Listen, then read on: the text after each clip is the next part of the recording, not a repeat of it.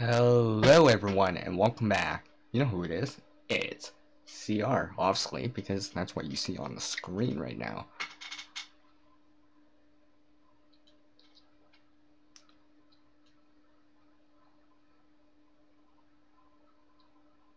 We're gonna load on the side chat right here.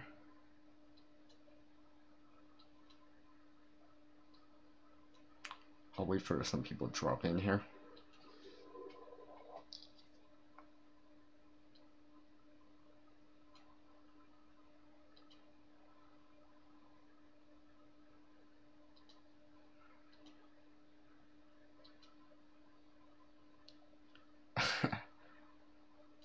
Thanks, Amber.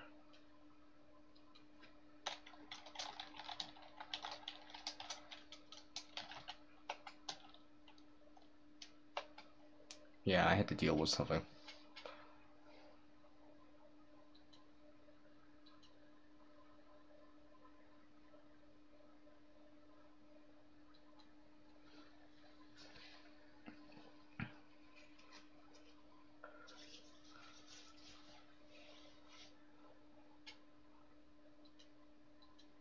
Oh, I should mention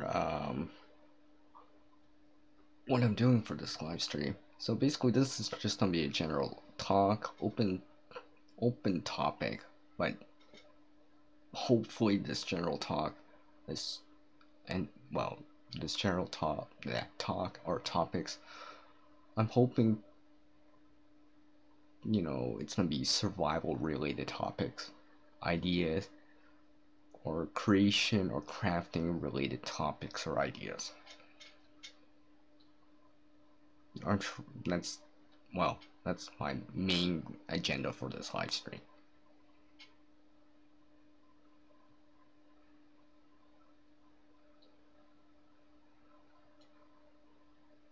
So let's whip out the intro.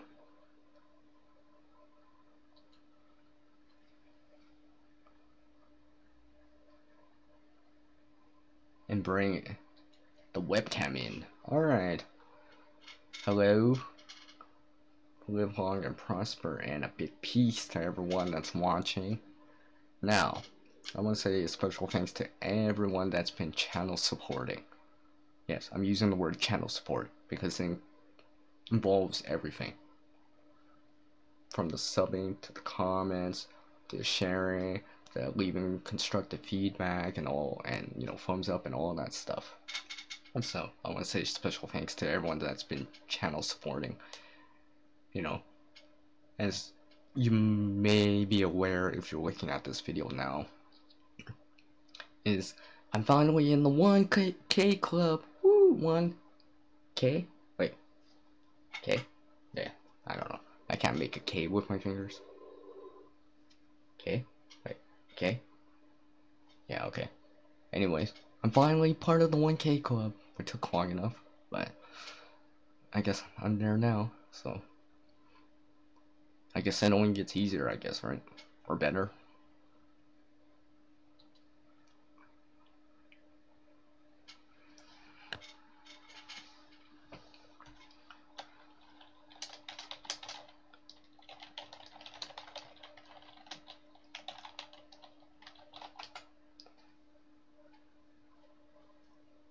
Yeah! Just kidding. Jeez. Have a sip of coffee here.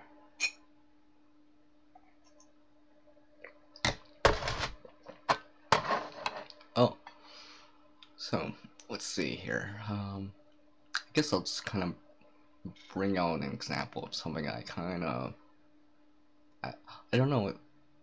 I'm probably not the first one to come up with this. I may have seen this in different channels, maybe different videos and stuff like that. But I was watching this video, someone making an Altoids survival kit or supplemental type of kit. Now, when I was watching it, I just kind of thought of it. It cued into my mind, so I'm like, yeah, because they were asking about, adding in a thread and needle in. Something in my eye, sorry. They were asking about, well, not asking, they were saying, oh, I'm considering on adding a thread and needle in, and then I was just thinking, I'm like, wait a second. I was just looking at the items, I'm just like, yeah, okay. Then I decided, go into the cupboard and get one myself to try out, but basically, I'm probably not the one that came up with this, but I will show this right now. And, if anyone else has actually considered this, feel free to, well, say so. But basically, he was showing off a Q-tip, and I was just thinking, oh, a Q-tip's, it's hollow in the center. So, basically, decided to try this out. He said they had a Q-tip in their kit. I'm like, oh, maybe wrap the thread around here. A needle can fit in the tube of the Q-tip. You just kind of grab some extra cotton or from the other part of it, twist it in there so the needle stays in there, and now you got something that's got a thread and a needle, and you still have cotton on the other side. I was just thinking, I'm like, hey, this is actually a pretty good idea. It's not too big. Easily fit this in a tin, for example. So, I figure I'd kind of share that off right now, just because it was kind of interesting. I think I'm gonna actually start doing this with a few kits and stuff like that. Now, something like this. This can be extended kind of to other things. Not just thread, but this could be something else. Let's say something like braided fishing line. You probably won't be able to do this with monofilament type of line, and of course something like this is too small for something like paracord or other types of lines because they're too thick. But thin type of lines, I guess you could do this. Might not be as durable as let's say a metal bobbin, but look how thin that is. And what I did is near the top, I added a little slit in, so when you wrap it, let's see, where is it? Shoot. There it is. So when you wrap it, you can put the cord through that slit, so it kind of stays there. Still playing around with this, but I'm thinking of adding more of these in, just because that's nice and useful. So maybe like if I'm storing sewing needle in like a little container, I can pop in some thread with it, so I have that also with it. Alright, let's see what's going on here. Yo, what's up, Alex? Thank you. Hey, you know what? Without you guys, I wouldn't be at the 1K mark, or the 1K plus mark. So, special thanks, man. I appreciate it. I know Alex has dropped by my live streams here and there as much as he can. I always appreciate the support from everyone that comes by. Where you're coming by my live streams when they're live, leaving those constructive, positive feedback, comments, and all that stuff, I appreciate all the channel support. Alright, let's see what's up. Oh, hey, thanks, Amber. I don't know, it just came to mind, and I was just thinking, like, oh, why didn't I think of this before? One thing I do like, it's because it's round, so it's like a spool, so I can just be like, pull as much as I want. I mean, I know there's other things you can use, metal bobbins, wooden bobbins, you can make a card or use something like cardboard, but this might work for someone's setup kit. It's pretty thin, pretty small, you know, probably the size of a pencil.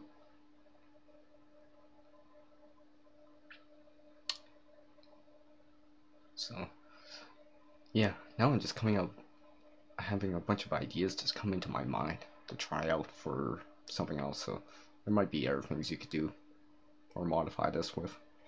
So anyways, enough about thread and needle. Let's see what's up. Let's get back to what I was gonna show. Let's say I got a few more people dropping in.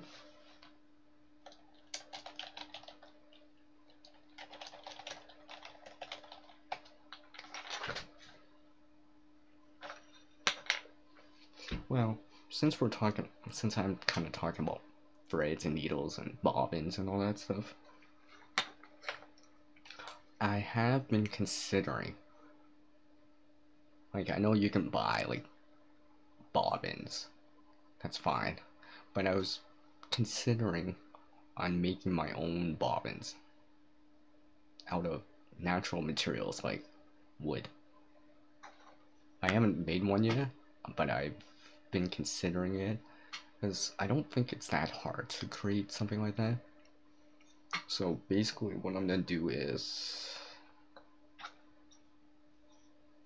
I wish I didn't baton this down, but basically if this was actually round, I've been considering on, let's say it's about an inch wide, maybe something like that.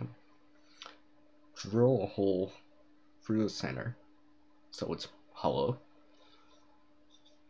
and cut them with like a saw or whatever.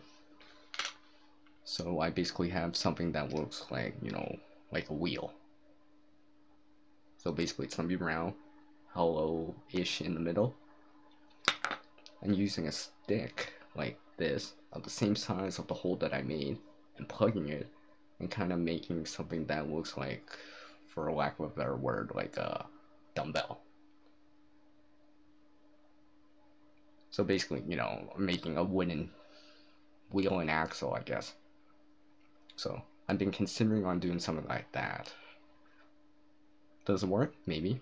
I might have to, you know, hot glue, epoxy.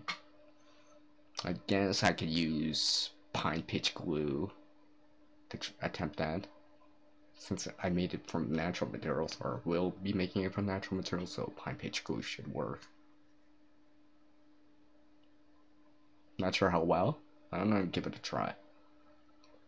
At least I know if I have, let's see here. I probably could do it with. Of course, I don't have it in front of me here.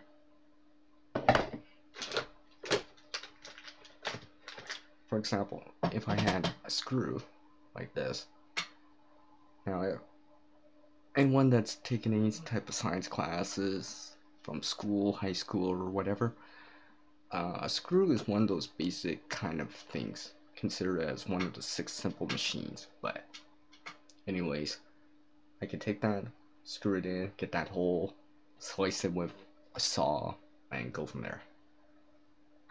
And basically, it will look like this, but got those wheels on the outside, those wooden wheels, and I wrap my fishing line around it, my cordage around it, my whatever, make whatever size I need, depending where I want to put it, make my own wooden spool. So I am going to try that out. I'm just kind of waiting a little bit more because it's kind of hard to find that wood right now because it's still, well, snow covered everywhere. But I'm definitely gonna try that for the springtime, especially as it gets warmer out.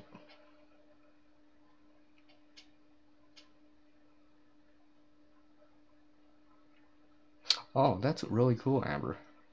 I will try to come up with a thing that will be useful, like SHTF type situations. Well, like, I'm not into like certain things, but you know, obviously everyone knows that I'm into the creation part. You know, I'm not no expert, just trying it out. But, you know, I don't need a specific title to create. You know, I create because I want to. I want to learn it, maybe experiment with it. So, that's just something I had in mind. I think decided to go for try it out because, you know, I was whittling some stuff, getting some shavings or whatever. I was just like, you know, let's try this out.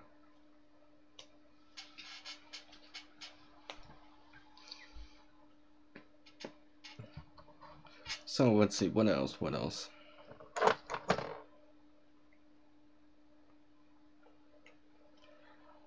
There's a lot of things I guess I've been considering with wood a little bit more. I mean, I remember back when I was like back in school times, back a long time ago, but it's been like plenty of time. But I remember one of my first wooden projects was making a bird feeder. I actually still have the bird feeder. You know, maybe one of these days I'll show it off. It's still hanging in a tree. You know, it's seen better days. It's gone through a lot of seasons of snow and sunshine and UV radiation, and it's kind of faded or darker brown color, but it's still together. I've seen the birds in it. Sometimes I'll drop in stuff into it, whatever, you know, seeds or whatever. You know, trying to attract more birds. So I've made something like that, but that was a long time ago. But that's with access to proper, you know, proper tools. Like, I can't remember what it's called. But basically it's used for sawing purposes, but it's a power tool. Well, it's a big machine type of tool. What else was there? I think that was the first time I used like something a brand for branding purposes. You know, where you burn something on to like wood or whatever with an insignia or whatever.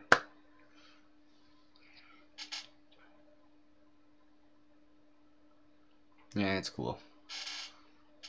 It's cool. I think I know who's dropping by. I know who's dropping by. Cause I asked them to drop by. People actually probably know. Just give me a sec here.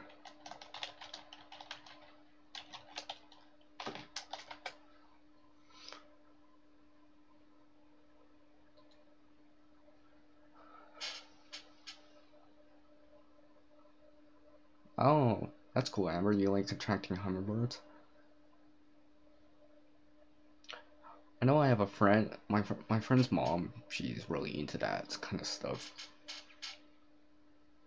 I've actually shown, yes, I remember that. I actually shown parts, short video clip in there with, what video was that? Oh yeah, my, ice fishing kind of trip. It's in that video. I was kind of showing a bird that I saw in the morning. I was inside, so I had to, you know, the screens in the way, but you know, you could still see the bird and all that stuff. It was very interesting because that was like at 7:30 in the morning. You know, so I'm like, you know what? I'll add that in. Looks cool.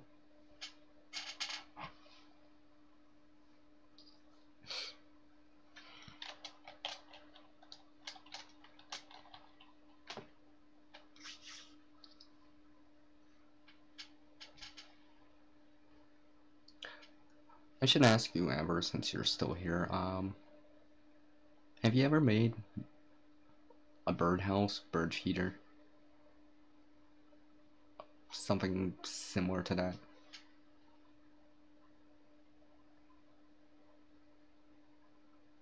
Oh, that's cool. You've been deep sea fishing, hey? That's awesome.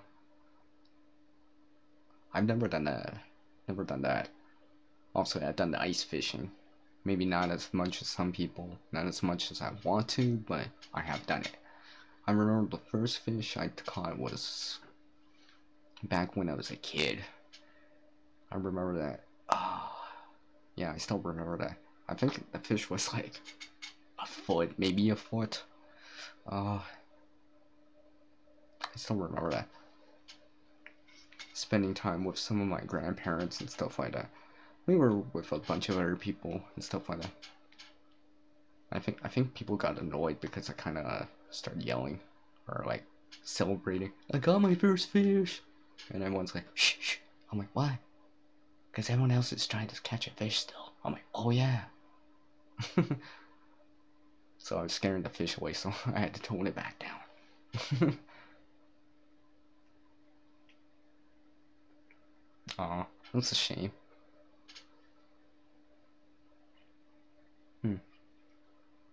I mean, there's probably lots of ways you can make a bird feeder or birdhouse and stuff like that. I mean, there's ones that use like a 2 liter bottle, plastic bottles, drinking pop bottles. You know, if you got access to wood, you probably can make one from wood.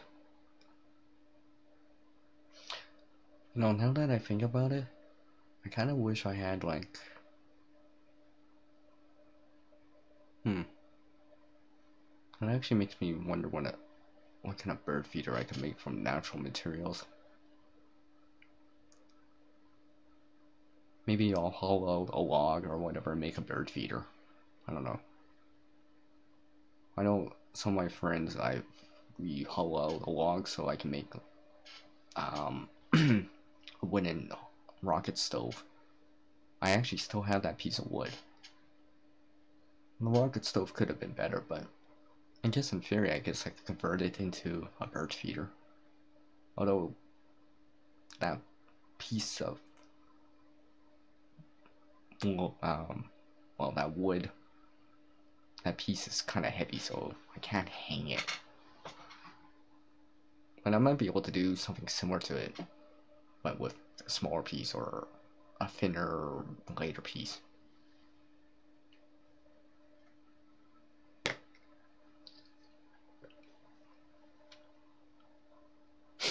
Exactly, Amber.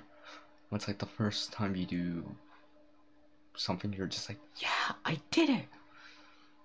Because at least then you'll be like, hey, I know this now. I've done it at least once. So if I have to do it again or want to do it again, maybe I'll be like, oh yeah, don't do it like the first time. Or do it better than the first time. Or in my case, don't start yelling because you caught your first fish and interrupt everyone else trying to fish.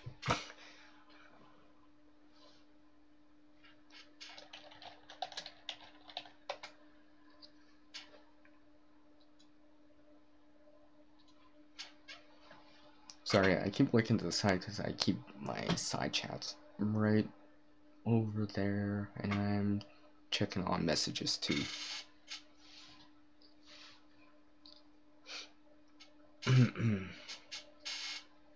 So let's see. I guess I'll show something else off here.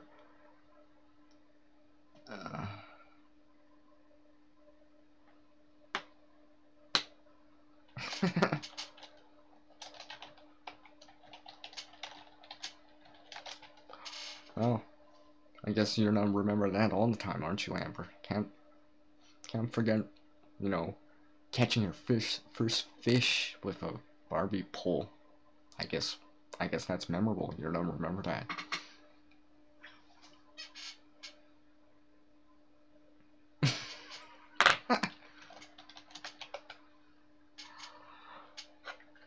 Oh, you guys are hilarious. Holy. So, let's see here.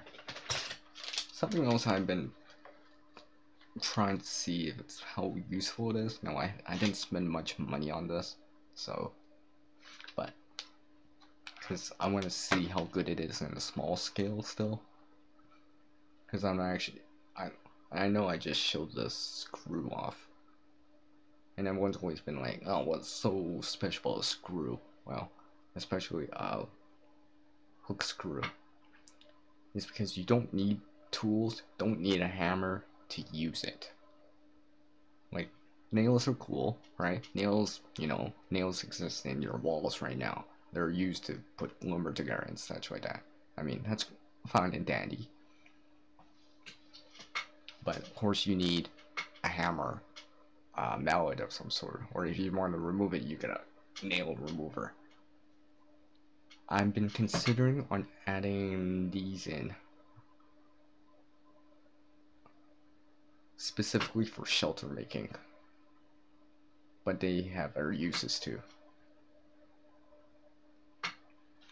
So, taking that, I decided, well, I bought one, but I decided to buy a much bigger screw. Yeah,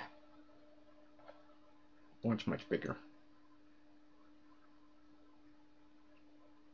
So if you think this is a screw, no, this is a screw.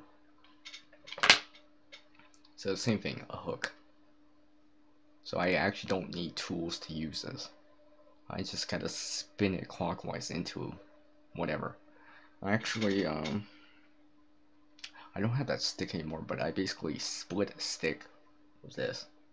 I've actually shown that in a video before. It's possible.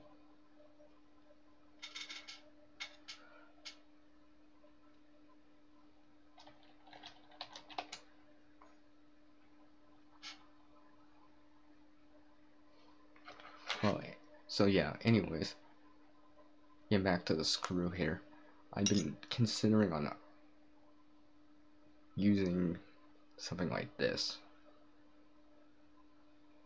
Now, I actually have these ones in certain areas. I've actually added them in, and then I've been finding more uses that I can use them for.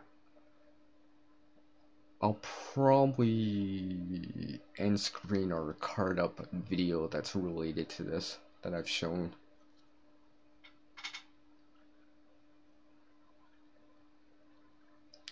So anyways, basically a screw like this, or as big as this, can have many different uses. Maybe not even just specifically for survival related purposes, but you know, there could be camping related purposes, maybe crafting kind of type of purposes from, you know, I think I used this one or this one. I was kind of making a hobo stove from a can. You know, everyone knows what a hobo stove is. You know, you put a bunch of holes in it, you can burn sticks in it, kind of make a stick stove out of. I've done that with a few friends. You know, we go out into the bush, we had a stick stove fire. Just good enough to drive the mosquitoes away, but not like a full-fledged campfire, as we weren't staying there that long. I think we had Jiffy Pop. Yeah, Jiffy Pop. Yeah, we had Jiffy Pop. Oh, that was good. I still remember that time too. That was a good time. But yeah, anyways. I actually, well, that's basically that one, but I actually used this to poke the hole. Because once I punched through it, I just spun the hole and made it bigger. So it wasn't even that hard. And I was able to make, with a simple can and a screw like this or the other one, make a bunch of holes in it relatively easily. And it wasn't even that loud, because I didn't actually have to hammer or something in. I just kind of screwed it in.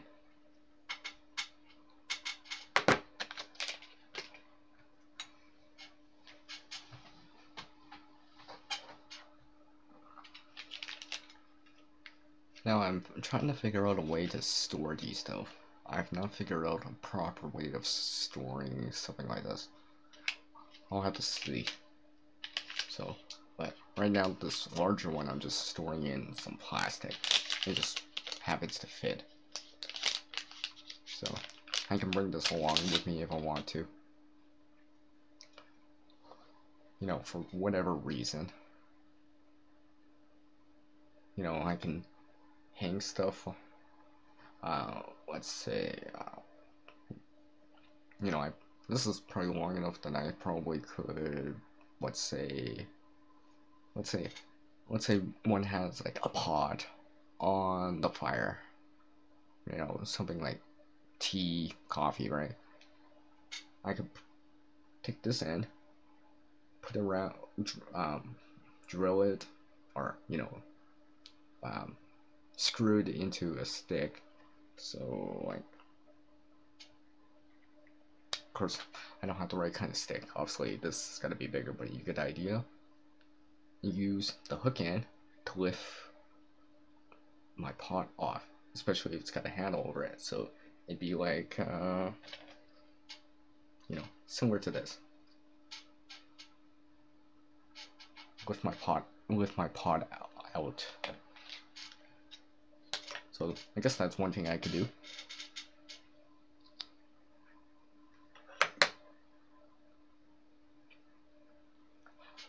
Hey, it's Pappy Pinel, right? Please correct me if I'm wrong on the pronunciation. I was never great at pronouncing things.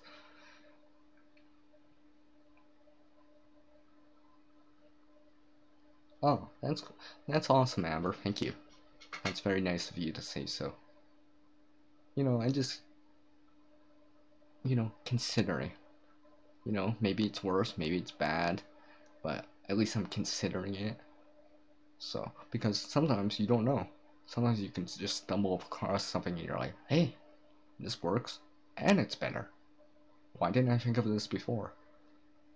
But sometimes you gotta try stuff out if you want to find out more. You know, everyone's like, oh yeah, this can work, this can work. Well, have you tried it out? No. Well, unless you try something out and test it, it's just a theory.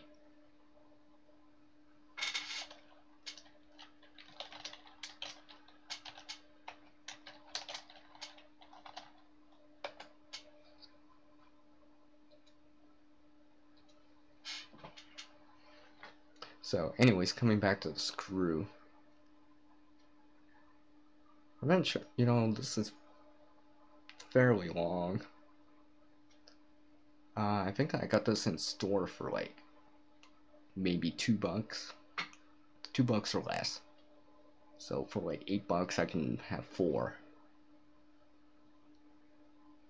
Might be able to make a peg out of this, or use it in conjunction to make a wooden peg.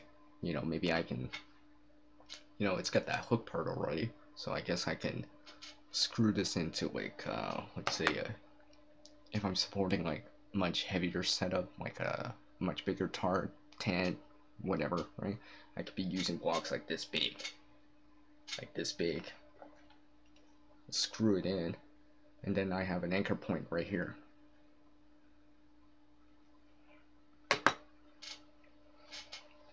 Does it work? You know, I'm not sure. I'll have to try it out, try it for myself and see.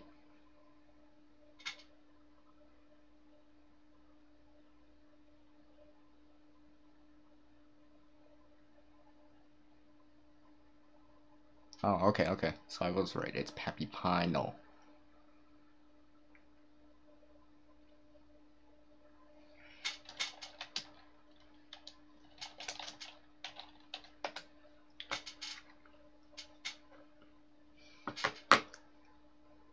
Oh, I guess while I'm at it. No, I've shown it with, well, I haven't really shown it with this, but I explained it when the last time I showed this. But if you have 2 screws, especially, you know, these hook screws, I guess in theory you probably could do it with normal screws, but let's say you're gonna bridge a gap. Let's say, you know, you're setting up a shelter or whatever. You got you got some line to run a ridge line, but you're short on the ridge line by, let's say, a foot or 2. You don't have more cordage, or you can't afford to use more cordage because, you know, you need spots to anchor to. with two of these, you can use two of these, have a stick that's fairly substantial in diameter, connected together. So basically, it'd be like, let's see, like this, but you have a stick in the middle joining it, and you can use the two screws, and the stick to bridge that gap if you needed that. Like, it depends how heavy your setup is in terms of the weight that you want to put on that ridge line, but I mean, a screw has a lot of holding power. It doesn't slide out as easily as like a nail. And of course, I can still reuse this easy, after I'm done, or if I want to tear down the shelter, I could just unscrew it, reuse this again, and go from there.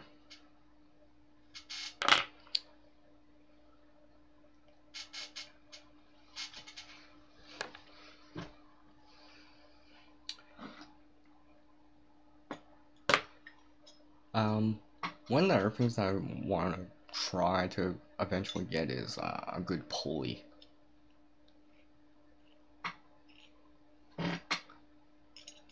I've seen people with like pulley systems or whatever. I've seen more expensive pulley systems and stuff like that. I'm actually hoping to get something,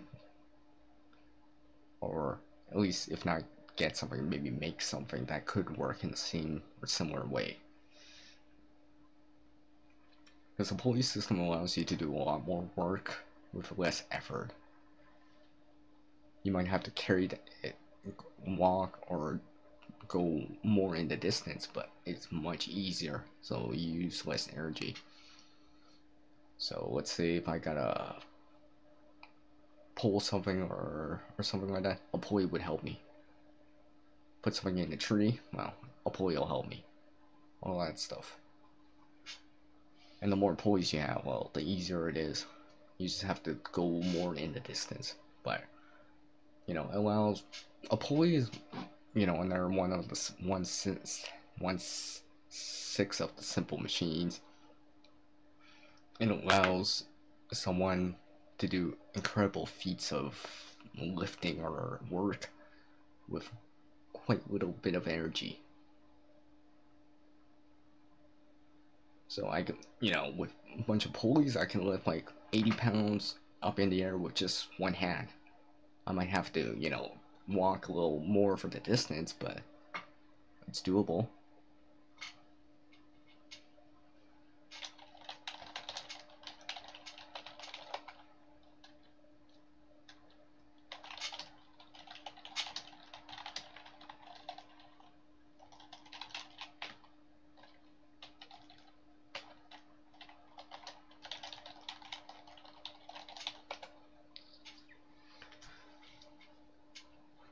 So yeah. I mean, a lot of times I've been thinking, I'm like,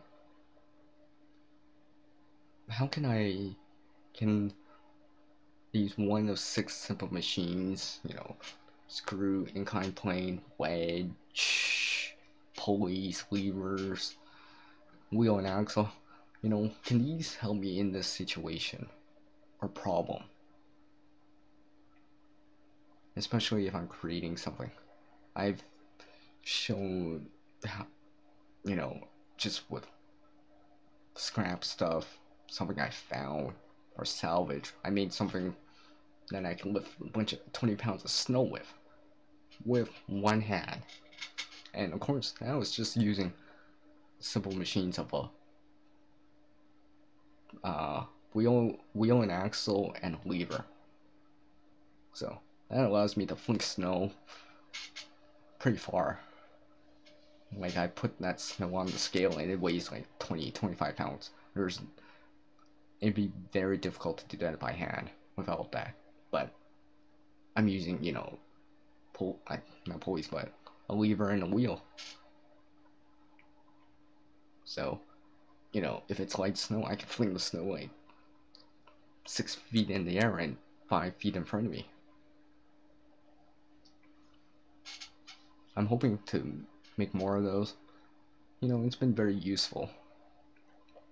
And it is actually one of a few things that I've actually made that actually has made me money.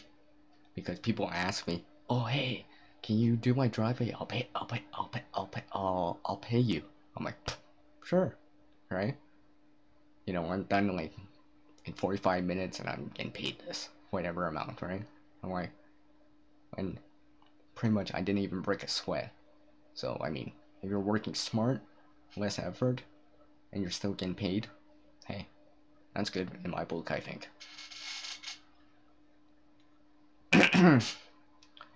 Yo, it's Texas Gold Star 63 Monster. Hello. Good early morning. Yeah, I've just been kind of talking about simple machines, I guess, including screws, pulleys, and wheels and axles. I was just kind of mentioning how I try to incorporate those in somewhere. And sometimes it's actually quite useful. I mean, probably the most used type of simple machine, regardless of what you do, is probably gonna be the wedge. Like, you know,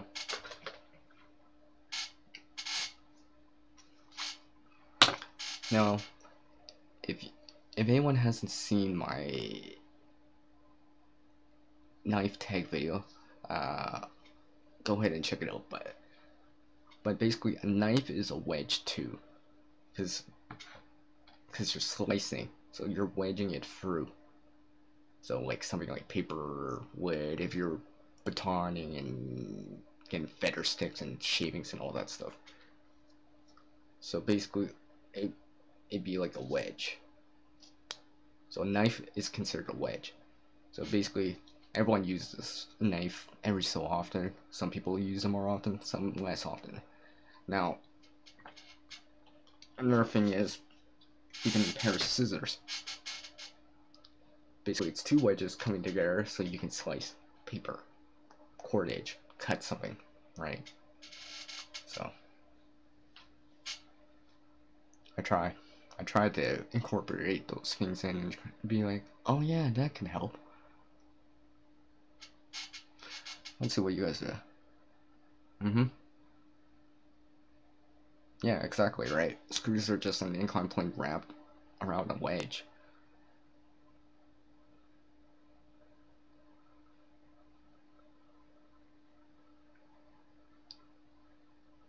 I mean, I guess in theory, I haven't tried it yet. I guess, like, let's say this was, hooked around some cordage, whatever, right? Obviously, the cordage just has to be strong enough, but I can screw this into a piece of wood that's like, let's say, something quite heavy that I cannot really lift too well. Screw this in and use this as a way to pull it. So, you know, I have this anchor right here, cordage around here, allows me to drag that log forward. You know, maybe it's a piece of, like, what's it called, a piece of timber, a log or whatever that I'm gonna move.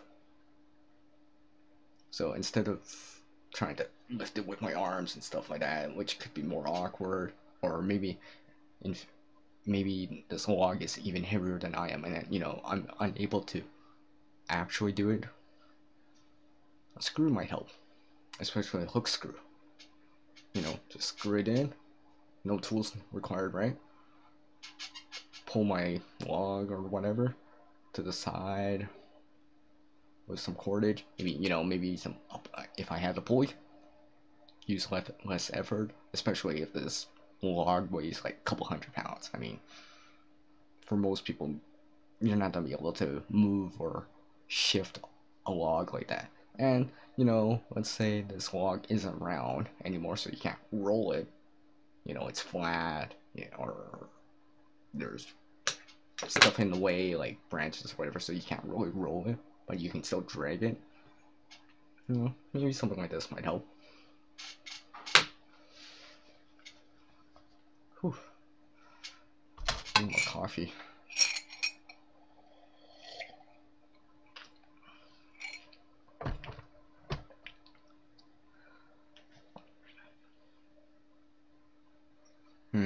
Thank you, thank you. I didn't know Emery had a pet monster. Unless I'm misunderstanding that. Excuse me.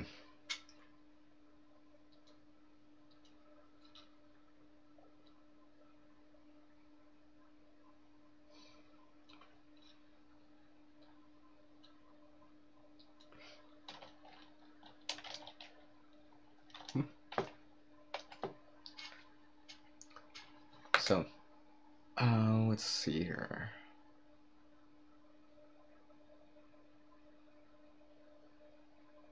Oh, okay. Here's another thing that I haven't actually tried, but I guess in theory it should work. But let's say, let me get a piece of stick here to demo a little bit better.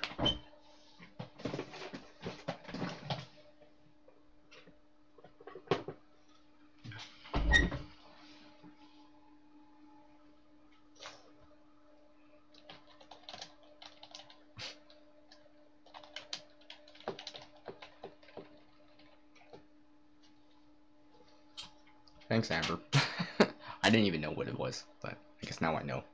But anyways, another thing I've been considering what these screws are, because it allows me to kind of punch through stuff and kind of keep it there, I guess, for lack of a better word. Let's say I had something like this, and it's, for this example, it's got to be thick enough. So I'm actually going to do this, even though I was going to use this for something else, but spring's coming, so, you know, I'll get some more wood. It's got to be thick enough so you don't split it, but I'm going to do this kind of live. Screw it in here. No tools, right? So basically, I'm going to screw this in.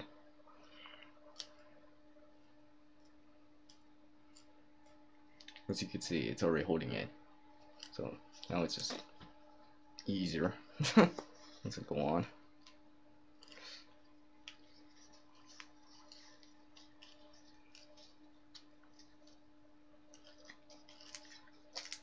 Now hopefully I don't split this, so that's why it's got to be thick enough, but as you can see, or I'm gonna split it. Okay, I guess it's got to be thicker than this, but I guess two things. I guess I could split wood with a screw, even going against the grain, but if this was thicker, let's say thicker, I could use this as like a way to hold something up, you know, pull something. But anyways, as you can see, I just split that stick with a screw. So I didn't use a wedge or something like a knife. I mean, those work, obviously. So you can see I just split that. Well, I guess I got more kindling.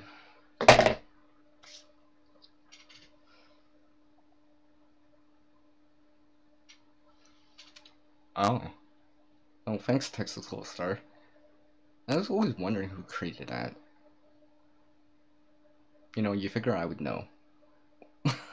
You figure I would know who created the hashtag create not hate.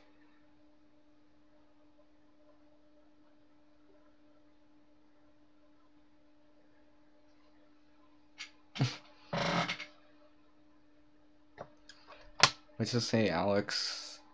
Yeah, enough said.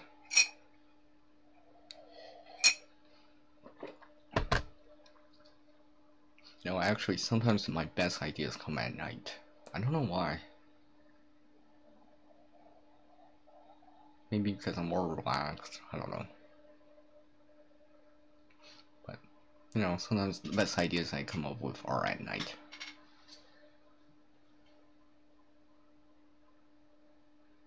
Alright, Texas.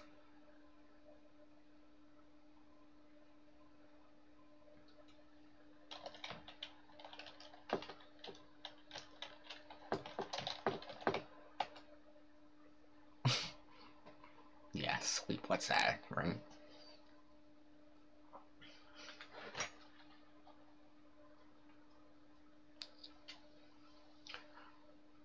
It's been, I guess since we're kind of talking about sleep for a moment,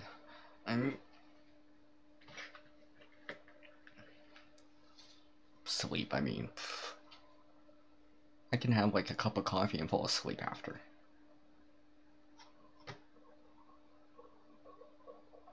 You know, if I'm really tired, I'll take like a power nap. Maybe for like 10, 20 minutes, you know, and become more refreshed.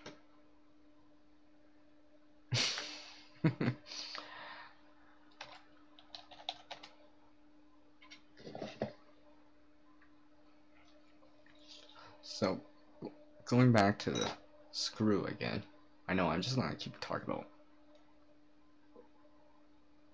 Well, I'm not gonna use that word, but you know what I mean.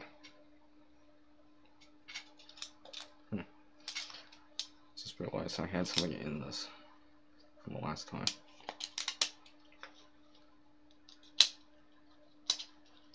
Alright, I'll grab there a piece of it.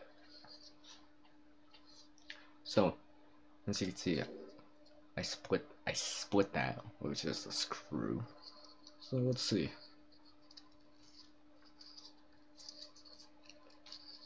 Let's see, can I keep, how many times can I split this with just a screw? Without using a wedge, nothing like an axe head wedge, hatchet wedge, a knife type of wedge, stuff like that. I think the only downside is you gotta push in, but once you get the screw in there where it kind of wants to stay in there on its own, I think it becomes easier because you don't have to keep pushing so much. Because naturally, because the spiral incline plane, you just, oh, there we go. See, now I got stuck in there. Now it's actually quite easy. Look, no effort whatsoever for, you know, because I'm just turning it around that incline plane, and we'll split it. Now, obviously, if you want to really find kindling or tinder, obviously you're gonna need some sort of blade, a wedge, for lack of a better term, and get some shavings and stuff like that. So,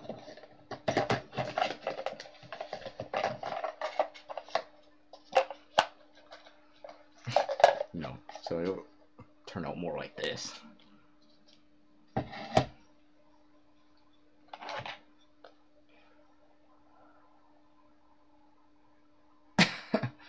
Wow. Alright, alright. Maybe I should just name this live stream Sleepless in YouTube Land, or Sleepless in Live Stream. Something like that. And you know, everyone knows what movie I'm referring to. Yeah. Alright. Since I'm trying this out, I'm actually gonna see if I can split this again.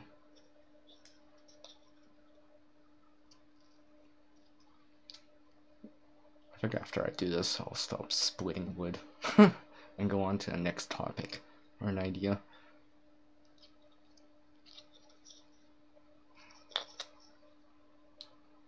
Now, I think someone told me once that when I was showing this, they were saying, well, why don't you just use a rock?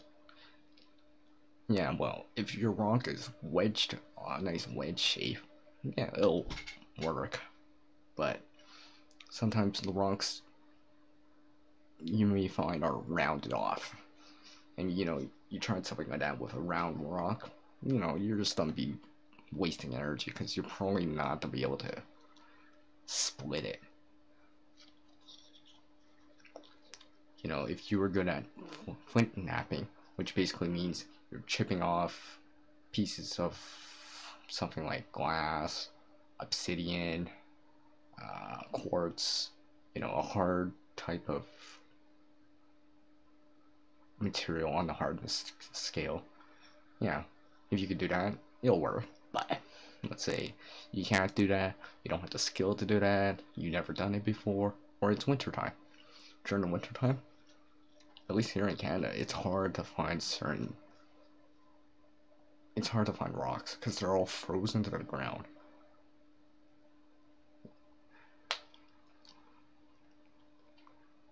Of course, now this is gonna be hard. I'm not sure if I can do this one. I think I would be able to do this one eventually, but anyways, you get the idea. Put these away here.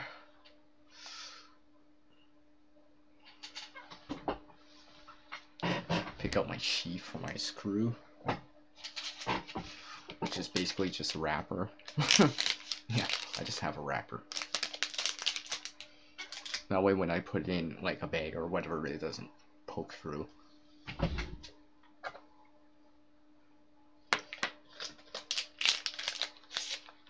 Speak of screw, well, actually I'll say one more thing.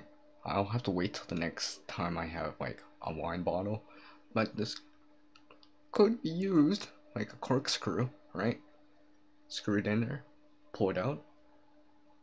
Might work. Not sure. Because I don't have any wine bottles in front of me, so I can't try that out yet. Just something I just was considering. Exactly, Alex. Sleepless with CR.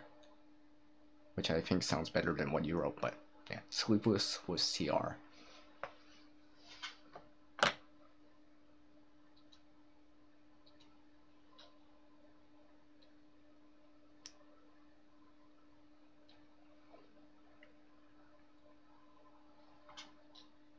Let me just check here. Okay.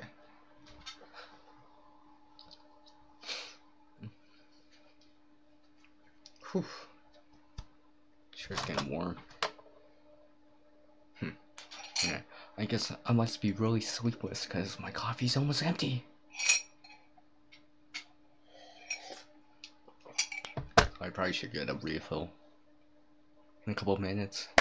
Alright, what's next, eh?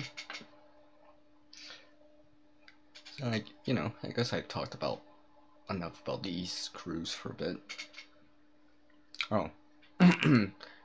These screws are from Dollar Tree. They come in a 4-pack. As far as right now, I haven't put them in, used them very harsh ways, but besides this kind of red part right here that I can peel off, I've never broken one yet. So I'm hoping to put them more into just try it out, because I'm not sure. These are from the dollar store, so and they're not that thick, so I don't think it would handle that much weight, but this one might be able to. Like I said earlier, I got this one at a local store here in Canada for like under $2. It's about maybe a foot long, probably around pencil size thickness, so definitely thicker than the dollar store one, and probably a little bit more useful.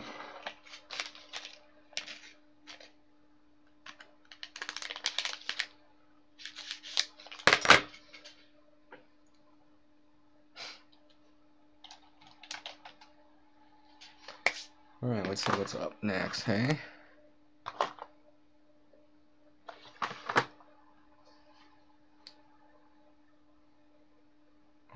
Let's see here. Hold on a sec, let me put a few things away here.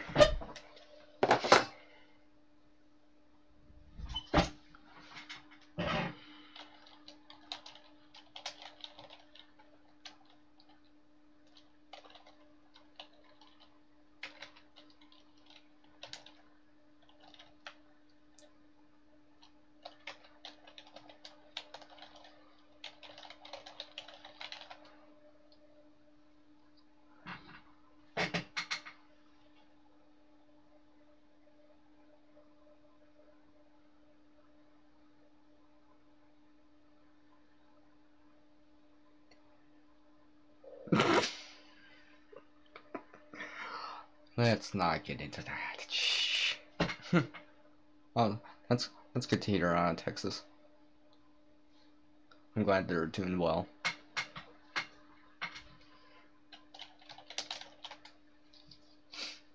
Just give me 1 second. I'm just gonna check on my subscription list. Well, obviously I know I'm live. I just want to see if anyone else is on real quick here. Nope. As far as I know, no one else is on live, so that's good. That means if people want to jump in, now's a good time. Alright.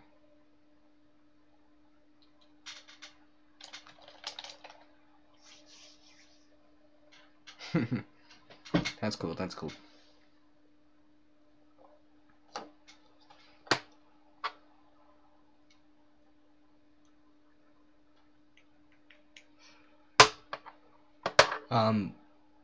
While I take a short kind of intermission here, what's up with you guys? I will return. I gotta pick up some more coffee, like I said, so I will be back in just a moment. You guys can talk among yourselves. I'm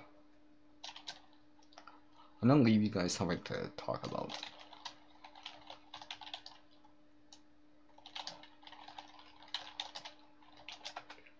Alright, I'll be back in just a moment. I'm just gonna get the thermos, which I have the coffee in.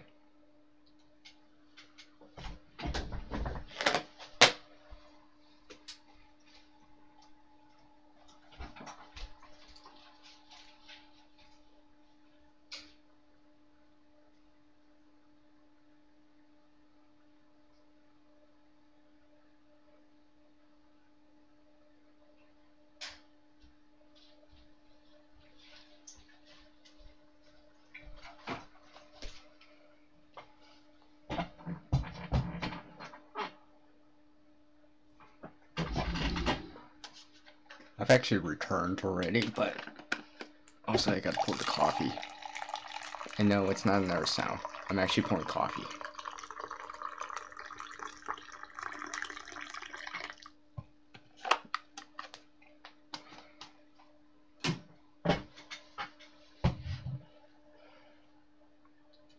Alright, I am back.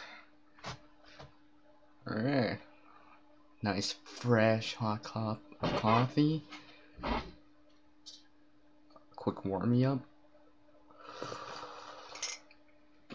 Oh yeah, that hits the spot. Nothing like a good double.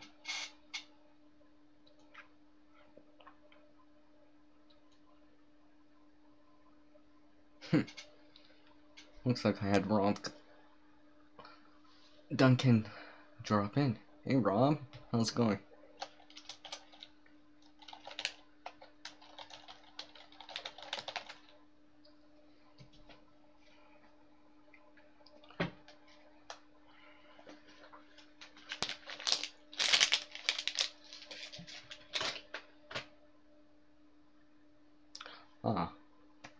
I think I know a good segue from my last topic, since I was talking about screws and wedges and all that stuff.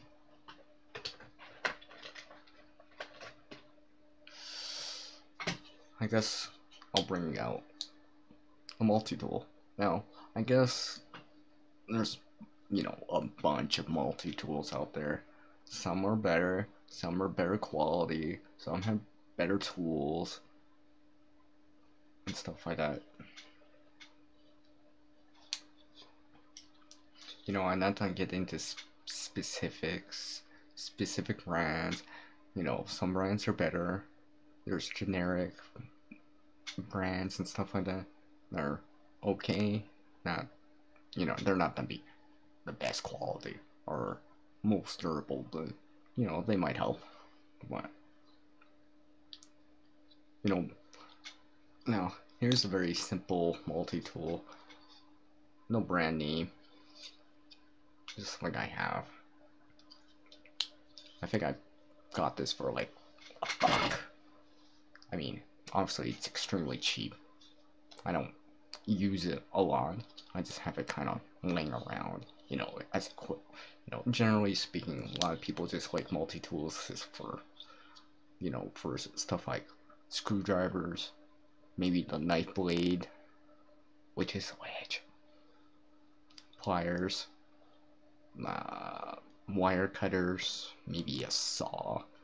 If you go outside a lot, you want to cut stuff.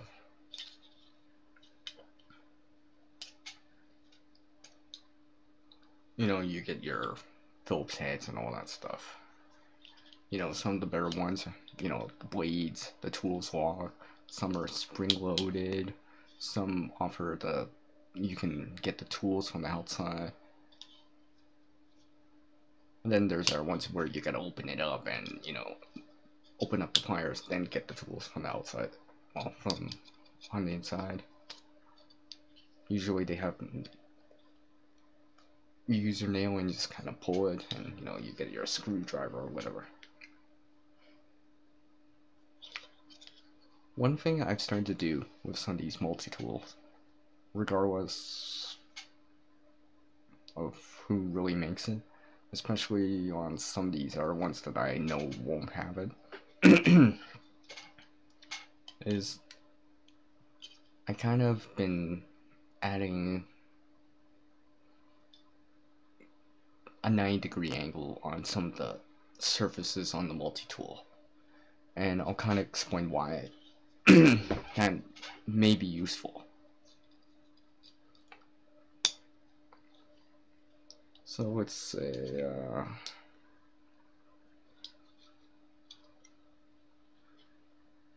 oh wait, not that one, okay. Nope, not that one, let me find one that's suitable for this. Okay, now I haven't done it with this one yet. Now, honestly, that's just the Phillips head, the flathead, right? Yeah, flathead, blah blah blah blah. But, oh jeez, if I can get this on some of these tools, like this doesn't lock. Like, if you were gonna shut this, it would go like this, right? Now I haven't done it with this tool yet, but some of the other multi-tools, what I've done is right on this side, so on the bottom, because I would be pushing down, for example. What I've done is, not, like I said, not specifically on this one, but I've grinded this down right here. Like I said, not specifically this one, but you'll get the idea. And basically,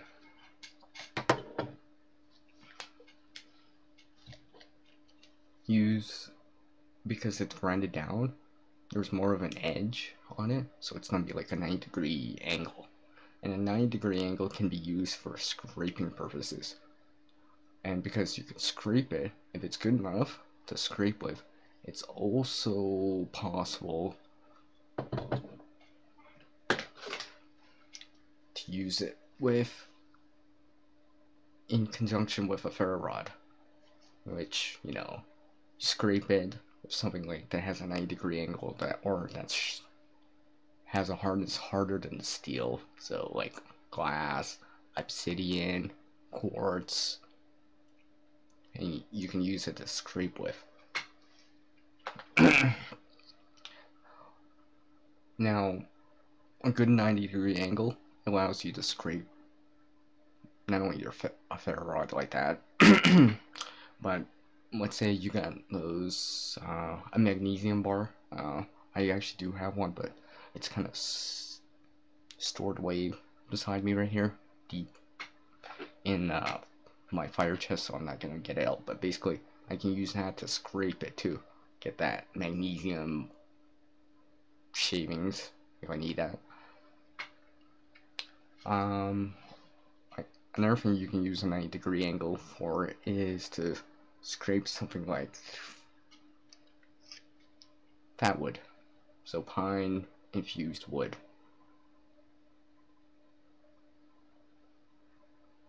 You would notice it because it has a very, very strong pine smell, more than just a normal stick of pine.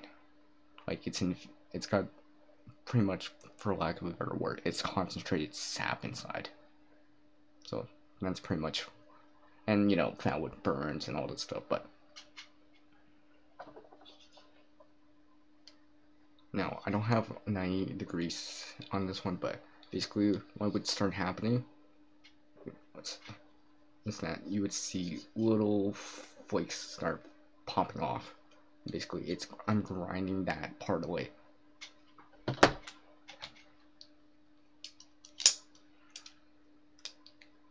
So let's see here, because when I had one that's ready to go here. So let's say your tool, your multi-tool doesn't have like a file, like, you know, obviously I can do it with this. You know, you don't have a file or something that it automatically has, right? So you don't got anything like this. Like, you know, you have access to like grinder, or you know, you have a friend that has a grinder. You can put one on let's say, oh, okay.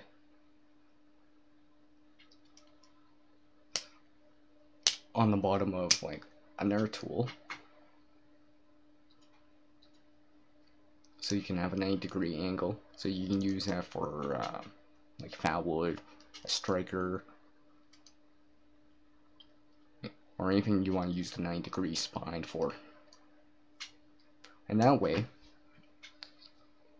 if you're using it or need to use it, it's there for you.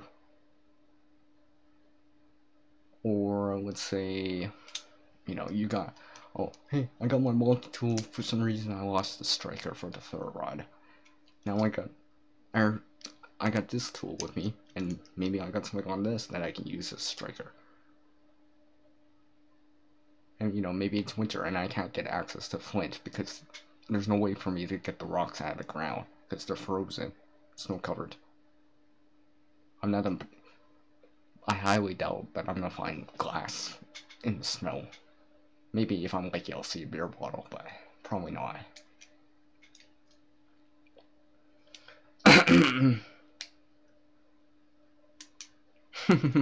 That's cool. That's cool, Amber.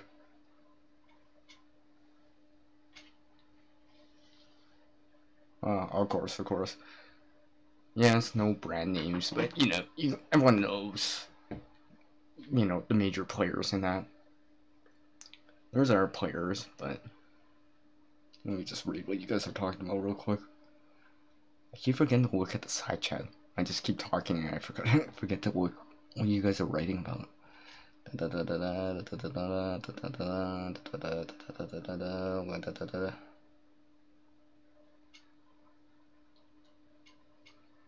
Alright, thanks Alex. Thanks for dropping by. I'll see you later, man.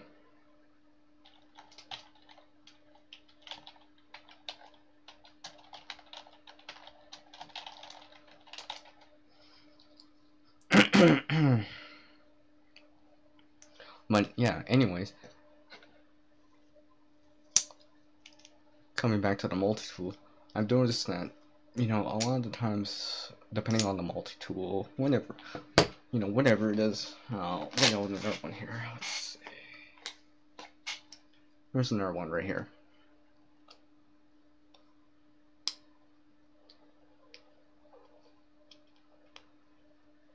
Oh wait, let me. All right, here's another one right here. Like I said, if you're gonna kind of, pardon me, make a 90-degree spine on a tool that doesn't actually already have it, you're gonna make sure you do it on the right side. So when you're pushing down, it stays, well, still. So obviously this way and not this way, because look, that was a no-no. So this way, not this way. Because remember, you're not applying pressure, especially if you're striking your ferro rod.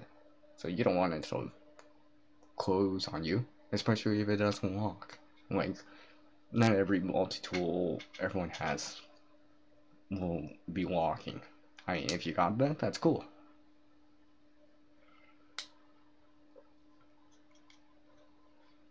I think, yeah, I actually have added one. Yeah, I've already added it to this. So, you'll see right here.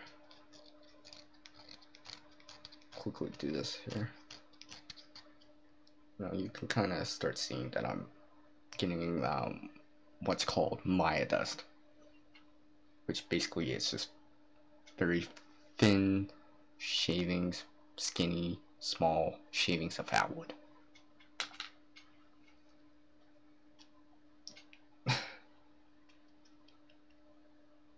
Put this away here.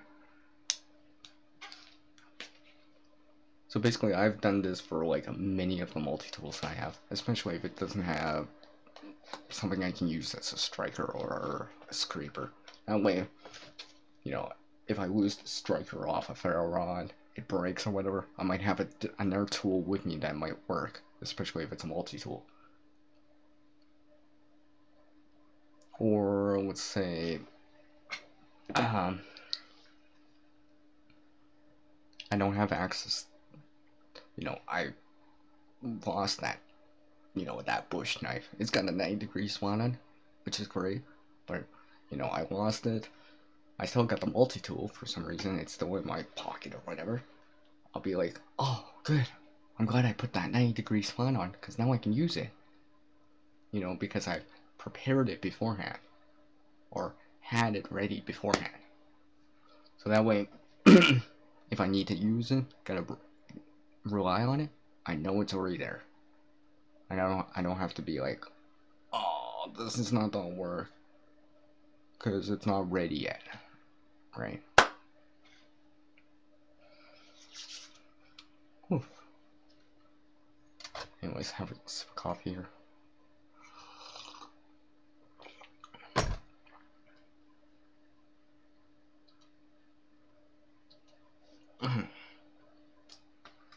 Alright, let's put away this fountain here. I gotta put away these multi-tools.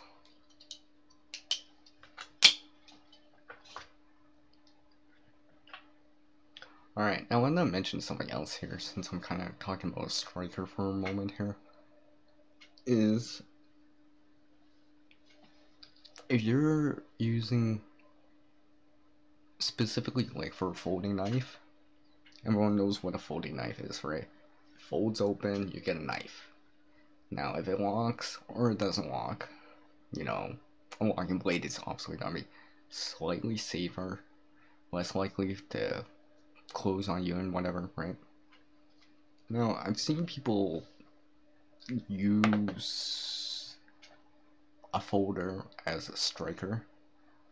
You gotta be careful about that for two reasons. I think is because when you're let me go get a ferro rod here.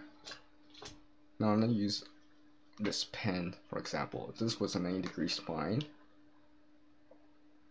right? There's a couple of things. You probably shouldn't be using your blade because you'll dull the blade. Now, if you have to, you got it, right? You gotta get that fire started. You know, you got nothing else? Yeah. Obviously, use the knife blade. Now, but if you don't have to, I've seen other people do it with like the back of the knife or like where there's jimping or something like that, which basically is just a way so you can rest your thumb on it so you get more grip, I guess, for lack of a better word. But because it's a folder, there's that hinge. Let me grab a knife here real quick.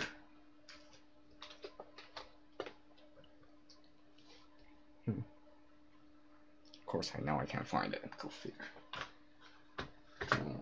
Here it is. Alright, I know I showed this before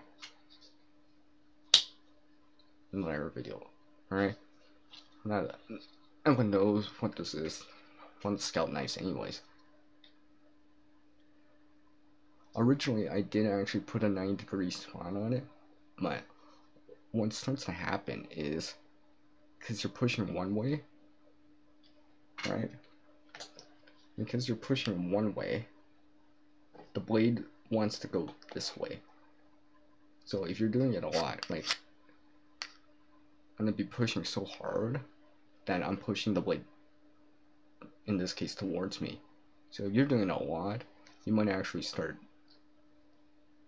eventually loosening it up, the blade, like the hinge part.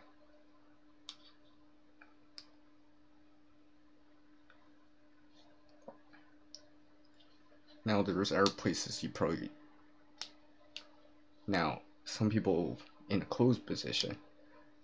Another thing that's bad about doing it in the closed position is because if you take a look, if I'm using this part right here, oh wait, right here, watch when I'll come a little bit closer here, watch when I start moving that, you see on this side right here, you'll see the tip going up and down. So if I'm pushing really hard on it, I'm gonna pretty much put that out of alignment, so it's not go towards one way or there. So once I open it back up again, it might be more wiggly than usual.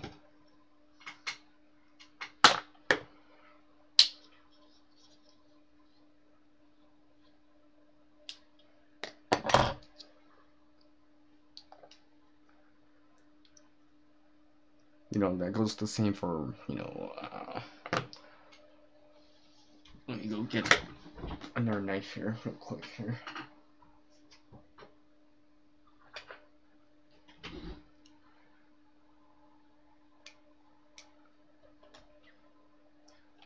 Oh, actually, I'll just use the scalpel knife, but, you know, you get the idea. I start moving this part to scrape with. It's not, that tip is not go up and down. And, you know, if you're scraping enough, showering sparks in that, you might start loosening that up a lot more than you think.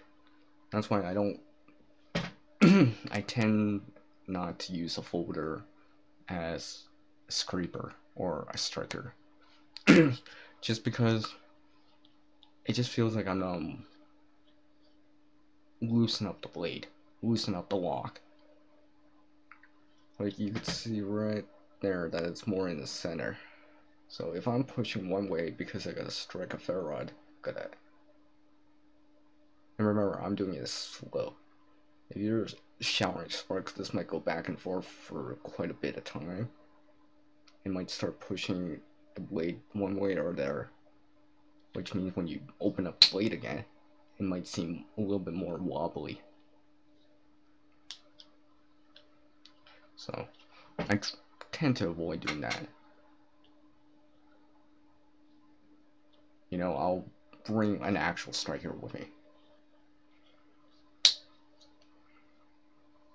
Or if, depending on the folder or whatever, I might, you know, I might put it, let's say it's somewhere else, or, you know, put a striker with it. That way I don't actually have to use the knife at all as a striker. So I don't have to worry about, oh, am I gonna start wiggling the blade out of alignment or dulling out the blade because I gotta use it as a striker, right? Because I'm plan ahead and actually, you know, have a multi-tool that has that with me, or, you know, put tape on, like, for something like this, I could put on, like, tape on a hacksaw blade. That way, if I gotta use this, for example, which I don't actually like using this, but if I had to use this, I know I got a striker with it that has a 90-degree spine, so I don't have to use the knife. You know, and preserve the blade, preserve the alignment of the blade so it's still straight, so if I gotta use it, at least it's still cutting straight, and it's still relatively sharp for what it is.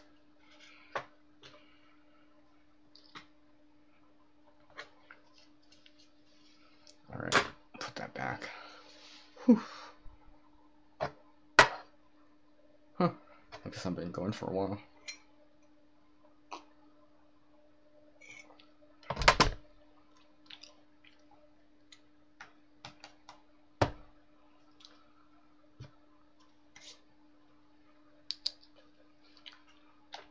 Well, since I'm talking about strikers and kind of 90-degree spine,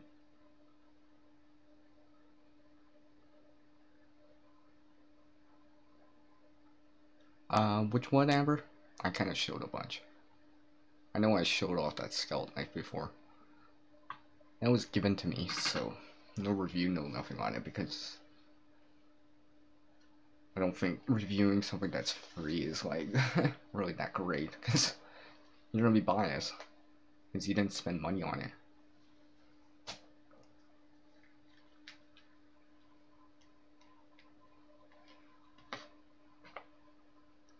You know, I've acquired air tools.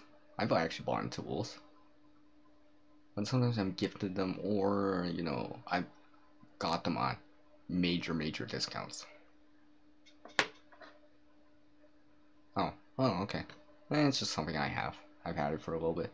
A friend graciously donated it to me. Actually, I think I have this. Yeah, I used to actually keep the guide with me, but you know, as you acquire more knowledge, you don't have to carry as much per se. So pretty much, I knew everything that was in that guide now, so you know, I don't have to carry it with me. I already know about firelays and stuff like that. Gotten better at it because it's all up here now, so I don't have to refer to it so much because it's all up here.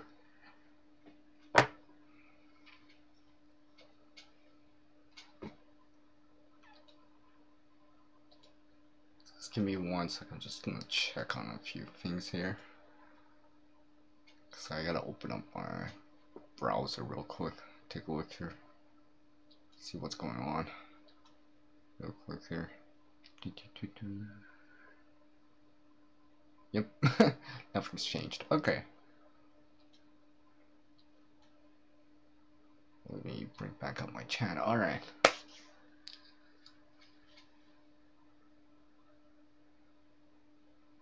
Oh, that's a shame, Amber. I'm glad you're getting some of them back, though. I know it sucks. It sucks. It sucks getting something stolen, let alone losing something. I mean, it sucks probably even more when you know that you lost it and it's your own fault because you lost it. You know, you leave something on public transit. Well, you know, hopefully you get lucky, but sometimes it's not quite like that. Or, you know, it's half lucky. You got your wallet back with no money because they took it. You know, you had 20 bucks in there or whatever. Nope. They returned it with your ID, but no cash, right? That's how it goes. I mean, everyone loses stuff. Everyone loses or misplaces stuff. Just how it is. I really highly doubt that there's someone out there that hasn't lost something or have something stolen. I mean, just how it is. It's unfortunate, but that's the reality of stuff, right? It just happens anyways. You know, we try to minimize that. You know, you got your wallet chained to your belt, for example. I mean, when I was in school, that was the big thing. People would just chain their wallets to their belt. I mean, that helps. Something tethered to you might is useful because if someone tries to, if it slips out or whatever, you kind of notice it, or you get stuck, so you know, oh hey, my wallet's on the ground, for example.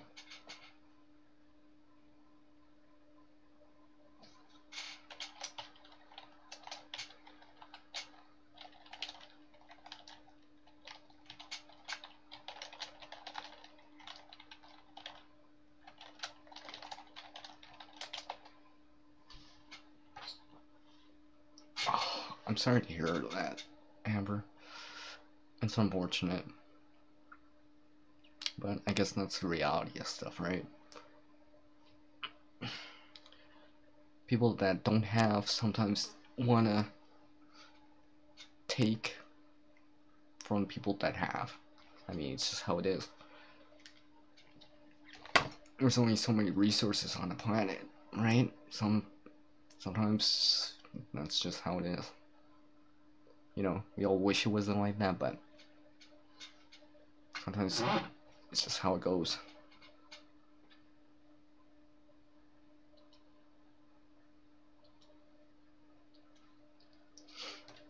So, anyways, going back to the strikers here. I've been kind of playing around with something else lately. It's kind of funny. It came from something that got broken. So literally I'm taking something that got destroyed or came from a destructive thing and trying to see if I can reuse it, playing around with it. But basically, let me get some more examples here.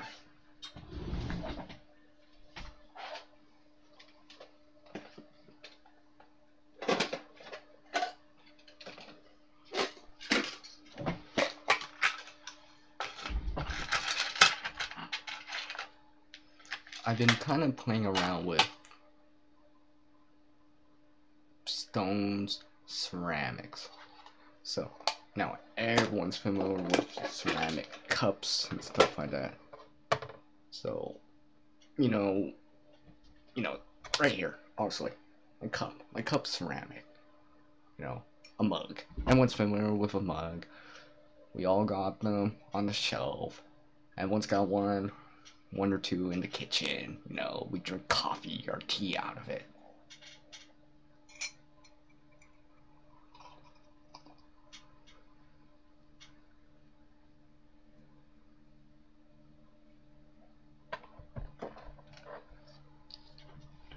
Right? Ceramics. Now ceramic ceramic, as far as I know, are like, let's see, ceramic, there's ceramic cups, there's ceramic dishes, ceramic bowls, ceramic cups, mugs, plates, ceramic tiles. Like, there's a lot of ceramic. But basically, everyone's seen it, right? Of course, or you hear it, someone drops the dishes, they break. And sometimes, it's an accident, right? No one means to break a dish, right? It slips out of their hand, falls off the table, right? I've seen that happen a lot of times with my friend, and I've been considering, I'm like, how can you reuse that? Because I've been actually thinking about, because ceramic is harder than steel on a ferrite. So, right? So, if you wanted to, if you didn't have like a good striker, you might be able to use a broken piece of ceramic as a striker, especially if, depending on how it breaks, it could be from the bottom of a plate, so you can have this nice piece of ceramic from the bottom of a plate. Maybe you change it slightly, kind of grind it down a little so it's a little bit more of a better shape, like more square or whatever, right? Use it as a striker. I guess it would beat dumping it in the trash, where that resource would be gone forever. So basically bringing it back from that useless state of being broken, and creating something from destruction. Because I've actually been playing around with these ceramics for a little bit, and trying to even, kind of a little bit, kind of trying to flint nap and like, yeah, let's see if I can make a specific thing for it, a specific thing, get it into a specific way. This could be like, I got something right here. In theory, I probably could chip it in a certain way and try to get a shape out of it. Might work. I mean, obviously, ceramic differs from cup to cup, plate to plate. Some are thicker, some are thinner. I mean, I've shown ceramics, like the bottom of a cup. I mean, there's kind of, lack of a better word, life hacks that involve ceramic cups where you take the bottom and try to sharpen a knife with it. I mean, I've shown that before, kind of went for that. Like I have a place that I can go to that I can get kind of mugs if I wanted to. But basically, I've gone to this place and I'll look for specifically ceramic cups, mugs, or dishes in a certain way so I can just practice with them. You know, maybe they have a nice flat bottom of the cup that, so not like this cup that I have in front of me, because the bottom of this one's more square at the bottom, but it's, I have this other one that's flat, and I've actually sharpened the knife with it. You know, it's not the best, it's not that fine, it's kind of more coarse, but you know, if you need it, it's there. I've, you know, at friends' places, I'll be like, you know, they'll be like, hey, can you chop some vegetables or whatever? And I'll be like, looking at the knife, I'll be like, this is so dull. How the hell does that even slice through this tomato that I need to slice? So, you know, I grab a cup from the drawer, I mean, from the cabinets or whatever, and just kind of go like this a few times. Gets a little bit sharper. It's gonna cut that tomato a little bit better. So a lot of things I think ceramic can be used for, especially if it's broken. So I'm gonna try it out and see.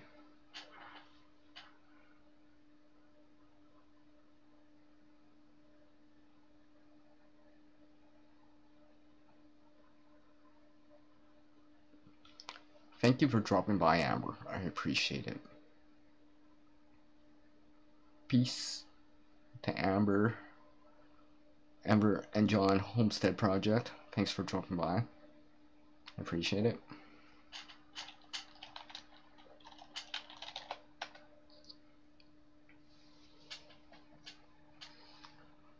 I don't think I'm gonna go that much longer, but you know, I guess I'll see. If the topics still come to my head or whatever I want to talk about, I guess I'll keep going. Or unless a bunch of people come on, maybe I'll keep going.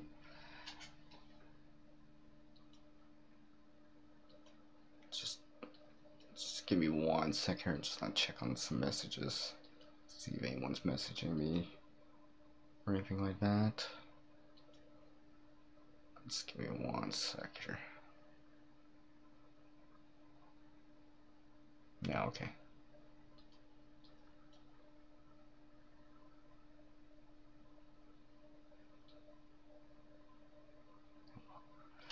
I better watch when I do that. Don't want to use too much bandwidth and wake out the video there. Oh, yeah. So basically I've been just playing around with them. Stones, pieces of quartz, or minerals or rocks like that, so you know, like this or whatever, trying to nap it, get it into the shape that I want.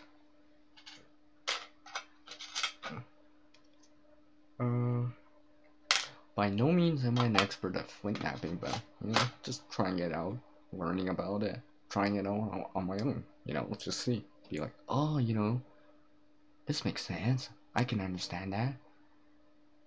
I mean, here's just a little piece right here that I can use. Here's the ferro rod, right? I can use this. Right.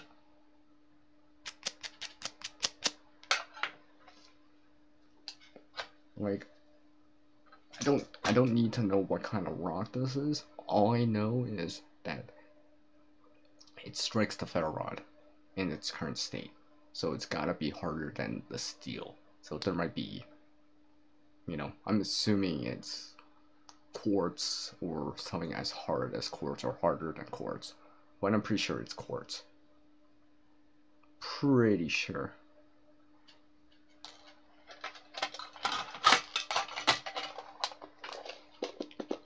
You know, I've been kind of trying it out here and there, learning about it. Now, as far as I know, when you're making the shapes and trying to chip off a certain part of it, so you start getting a shape, like an edge or whatever. You need something that you can push and fracture it in a certain way. Now, in more primitive Stone Age time, they would probably use like a bone, for example. You know, the roundness of like the bone, like a chicken bone, for example. I guess for example. So like everyone knows what a chicken bone is, right? And just push it in a certain way. I'm still learning about it, and just get that fracture and try to chip it into a certain shape that you want, whatever it is. I guess it'd be for like to make flint knapping. You usually would use it to make tools, arrowheads. You know, I tried making an arrowhead. I got one side to work, half of it. Never have isn't so great yet, so I guess I made half an arrow. I'm hoping to get it a little bit better so it's a little bit more pointy than. So let's see, I think I have one right here. Let me just see here.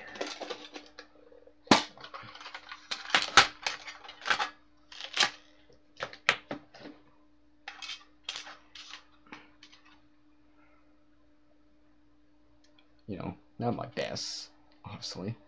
Honestly, this is no, it's kind of not the perfect shape, but honestly, I'm just practicing. You know, hopefully, all this practicing, if I had to do it for real, I'd be like, oh yeah, I gotta make it straight, do all this stuff.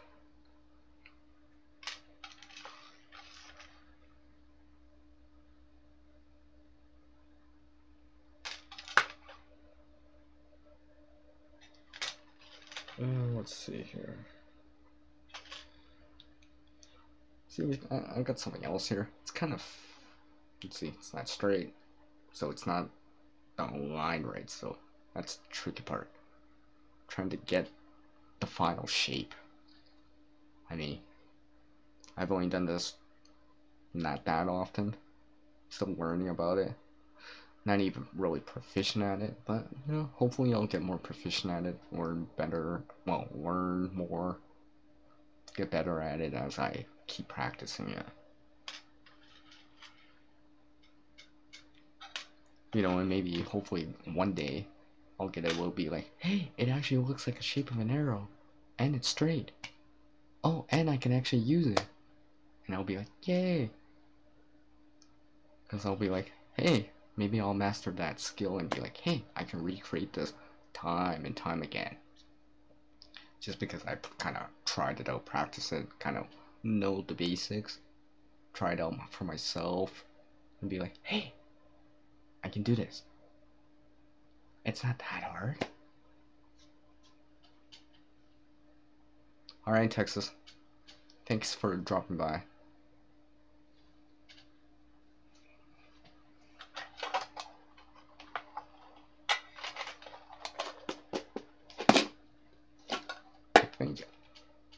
Yeah, I think I'm gonna cut this live stream in the next 5 minutes, give or take, unless something changes. Because I don't have anyone giving me feedback on the live stream right now, so. Let me have a sip of coffee here.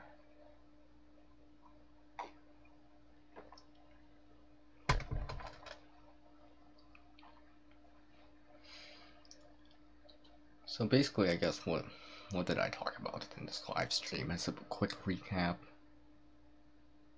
I guess pretty much what I've talked about is just simple machines. Pretty much, right? I pretty much talked about wheel and axles, a little bit of old pulleys, wedges, screws.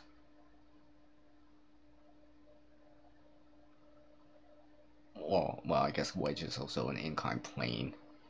Of course, you know, standard levers. There's levers everywhere around here. Everywhere you see a lever somewhere. From, you know, from a handle on like a hatchet to a lever on a clock. You know, that's a lever. Doesn't do much, but doesn't do much work, but it turns. Let's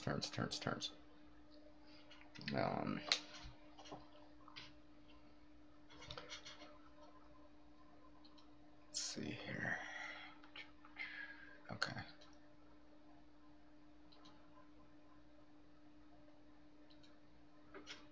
Alright, I guess I'm gonna end this live stream in the next minute or so here. So I want to say special thanks. Yeah, I want to say special thanks to everyone that's been supportive on the channel. And thank you for all the channel support.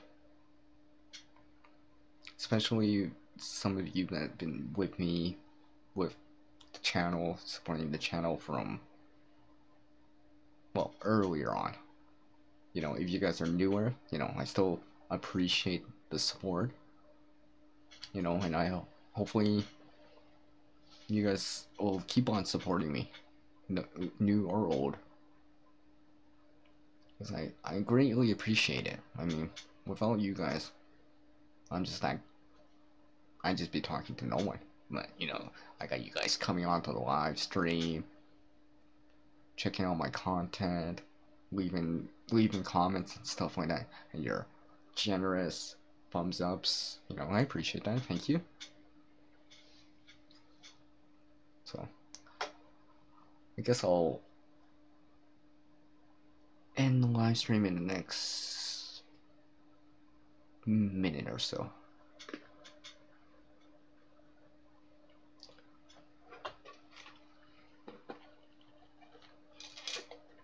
So if you're still watching this at this time, once it's been processed, leave me a comment down below on what you think.